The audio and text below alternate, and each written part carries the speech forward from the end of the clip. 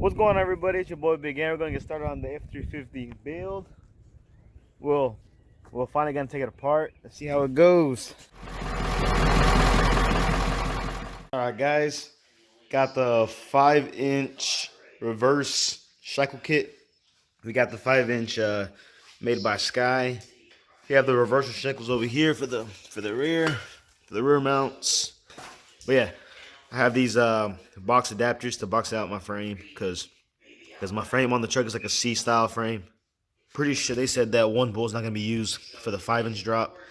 So with the 4 and less, I'm pretty sure you have to use all bolts. But big old U-bolts right here for these big 6-inch blocks for the rear. Hopefully it matches up with the front because I know the F350 is it's pretty low because it's 2-wheel drive, but I'm gonna have all the springs and everything from a 4-wheel drive, so pretty much it'll be higher. So hopefully that works out good.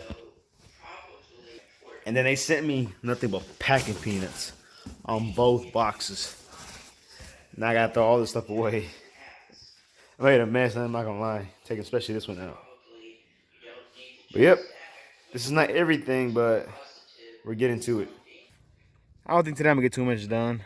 I do have a test on Friday, so I do have to study for that. So I might give this couple hours, maybe even 1 hour. But yeah, little time is progress, right? So for now, I gotta lift it up. Got some 6-ton jacks. Looks like I need it to be higher, but I guess whenever we bring the axle and everything, the lower the better for now. And then whenever the axle's on there, I guess we'll lift it up from there. I'll probably lift it up more just to check out the transmission because the transmission's pretty tall. But looks like I take this apart. Looks like we got to take out this bucket. I will call it the arm. We'll call it the arm.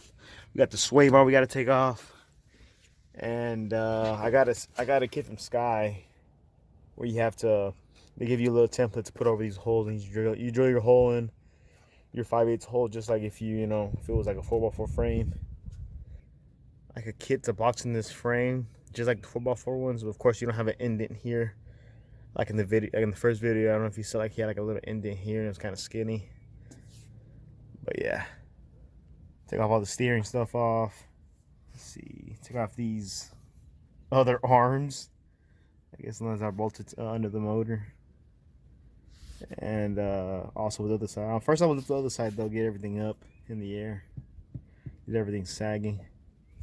Take out these coils probably just to bring it down. Yeah, taking it apart is just the easy part. You just pretty much unbolt everything you can. That is not too hard to get to right here. It's just one bolt on the other side, so it should be pretty easy. Same thing for the other side. Looks like that's leaking. Is that a fuel line? I think that is a fuel line. I think that is a fuel line. So I'll take care of it while I'm here. If it is leaking. Well, it is leaking, but if it's leaking too badly. Let's see what else we got. I gotta figure out how all the 4-wheel drive stuff's gonna fit in here. Saw a video where the guy cuts his mount. So, because because I'm gonna do a 5-inch lift with this. All right, so far, took out the sway bar. I'll say just take this off first because it's being much easier to get to the bumper. All right, just took out the shocks. On top it's I think it was a 916, and the nut and the ball are 18s. So far, I took out this coil. All I gotta do is jack it up. I think that was a 12 or ½ inch. Forgetting kinda. I took off the brake line too, and just take off that 10 whenever you have it jacked up a little bit, have some tension on it, and then just back away from it and let it down slowly. It's a little scary, but you get it. I'm about to take off these tie rods right now. Just took off this whole assembly of the driver's side. So for this side, it's also an 18 right here. All that comes down. That over there is, let me see what size. For this arm right here, you're gonna need either a lot of muscle or an impact. This little bad boy's been good to us for a while, but let's see what size it is. It is a 1. This is a 1 1/8. So I use 1 1/8 for that arm right there. It's a big boy with a lot of elbow grease. You gotta take that out of there. I use the rotor just to take it out, just doing like it was an impact gun. Yeah, it's going good. All right, so far took off all the suspension, all that independent front suspension, took it all off. All right, we guys got this mount, that mount, these buckets, this right here, and this little stabilizer. That's about it. That's all we got to take off. All right, don't seem too bad. Ooh, yeah, a perfectly working good truck. Taking it apart just for my shenanigans. Yeah, good stuff. All right, so far I'm over here chiseling this rivet out. See what kind of luck I have. So this is the chisel I'm using. But if this don't work, then I'll probably grind these out and then I'll punch them out with this. But for now, trying out this thing. The good thing is this thing has one bolt right here. That's good. We still got 3 of these though. 1, 2, 3. And then other than that, I think everything else is pretty much just bolts. Shouldn't be too hard. You do gotta get a little. You can either do this with a fork or you can do this with the puller. I'm gonna do it with the puller. I'm gonna just take it off from here either way because I'm lifting the truck. I need a taller one either way, so I'm gonna just take this off from here and just be done with that.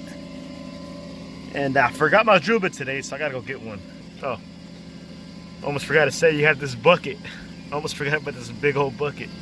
Got these four rivets here. Shouldn't be too hard. Also, if you're gonna use an impact gun, you better have a good air compressor. This thing just eats it up. Woo, man. All right, took this off. Not too bad. We still got this bucket, then the other side. And after that, we should be ready to just drill some holes in. All right, 3 hours later, I'm still on here. I would get a grinder and cut as much as you can. And the only thing is my grinder is way too big to fit in these certain spots. It's a 6-inch blade actually. That's how big it is over there. But, so I'm using this tool right here. Can't find the tool to take off the disc off the other grinders, but it's going. All right guys, after a couple hours on just working this thing, just beating it, hammering it, we got all the pieces off. It's going pretty good now. So I found out the best would be get a small grinder, try to grind as much off you can off the rivets, and after that try to impact as much as you can, and then they come out pretty easy. So have everything off, even on the other side too. Yeah, other side too, everything's off. I still gotta take those out, which is pretty easy just with an impact gun. Got that side off. Still gotta take out those little brackets in there. That one back there has like 3 rivets. So that should be fun.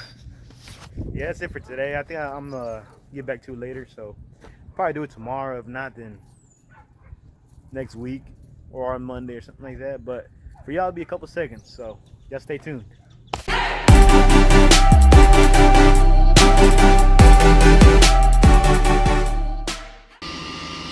Oh yeah, look at her. She's looking real good.